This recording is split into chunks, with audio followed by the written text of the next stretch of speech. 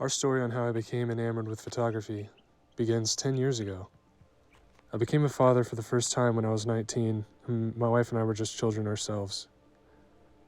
It forced me to make some tough choices, and I grew up quickly in order to survive. After doing any job that would support my family, including parking lot cleanups overnight and unattended death cleanup, I finally landed a promising career opportunity in the construction industry. Our family was finally treading water instead of drowning.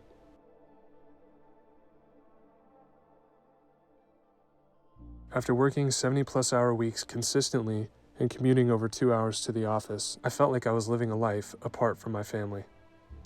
I was missing milestones each passing day from my beautiful children, and I missed my wife. I felt isolated, uninspired. Something had to change. Not knowing at all how to address this feeling of hopelessness, I decided to book some time away with my wife, Kitty.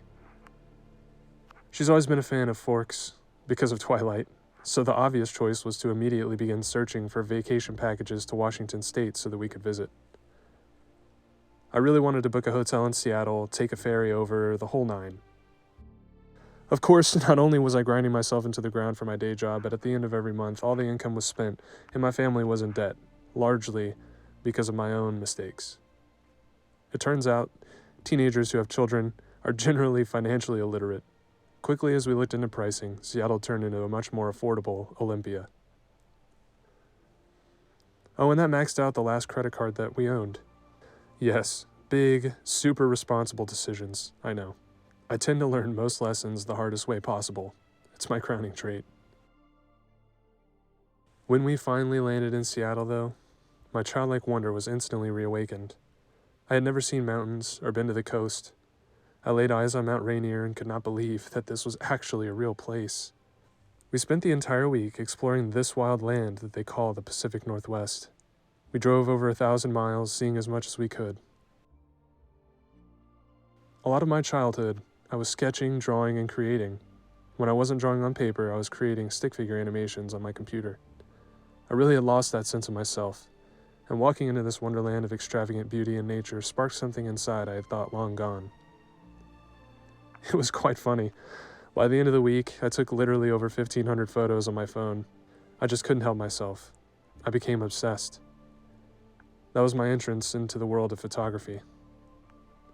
As soon as the trip had ended, I knew I couldn't go back to living the way that I had. Immediately, I began searching for job openings back in Washington.